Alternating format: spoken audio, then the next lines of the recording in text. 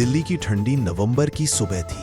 आसमान में हल्का कुहासा तैर रहा था, लेकिन संसद मार्ग पर माहौल बिल्कुल अलग ही गर्माहट लिए हुए था। हजारों की भीड़, साधु संत, नौजवान और गांवों से आए लोग हाथों में झंडे और तख्तियां लिए चुपचाप जमा हो रही थी। उनकी आंखों में एक ही मांग चमक रही थी, गौहत्या बंद करो। भीड़ में खड़ा 15 साल का बालक हरीश अपने पिता के हाथ मजबूती से पकड़े हुआ था। यह उसका पहला बड़ा प्रदर्शन था। उसके पिता, गांव के एक बुजुर्ग किसान, धीरे धीरे बोले, आज आवाज ऊंची करनी पड़ेगी बेटे, सरकार को सुनाना होगा। धीरे धीरे नारे गूंजने लगे, पहले धीमे, फिर तेज, फिर लहर की तरह पूरे इलाके में फैल गए। शंख बजने लगे, ढोलकें धड़कने लगी। संसद भवन के ऊंचे शांत दीवारें उस शोर को सोखती हुई सी लग रही थी, जैसे आने वाले तूफान का इंतजार कर रही हो। दोपहर होते होते भीड़ इतनी बढ़ गई कि सड़क का कंक्रीट तक दिखाई देना बंद हो गया।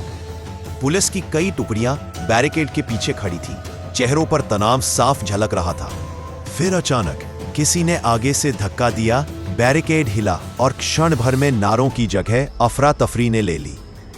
पत्थर उछले, लाठियां उठी और फिर गोलियों की आवाज गूंज उठी।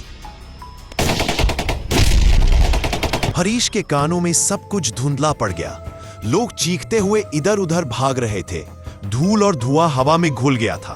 उसके पिता ने उसे सीने से लगाकर नीचे धकेला, लेट जा, नजर मत ऊपर उठाना। कुछ देर बाद जब शोर थोड़ा धीमा हुआ, हरीश ने देखा कई लोग जमीन पर पड़े थे, घायल, खून से लथपथ। उन पलों में सड़क जो सुबह तक उम्मीद से भरी थी, अब भय और चुप्पी से जकड़ चुकी थी। शाम तक सड़क खाली कराई जा चुकी थी। पुलिस, पत्रकार, कुछ देर पहले की भीड़ के अवशेष, झंडों के टूटे डंडे, बिखरी चप्पलें और धूल में पड़ा एक छोटा सा शंख, सब गवाही दे रहे थे कि कुछ भारी और भयानक घट चुका था। हरीश के पिता ने थकी हुई आवाज में कहा, यह दिन इतिहास में लिखा जाएगा, लेकिन किस नाम से, ये आने वाला वक्त बताएगा।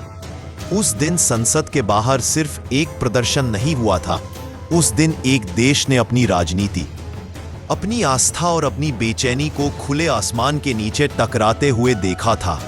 आपको क्या लगता है, कांग्रेस की नेता इंदिरा गांधी ने हिंदुओं के साथ सही किया या गलत?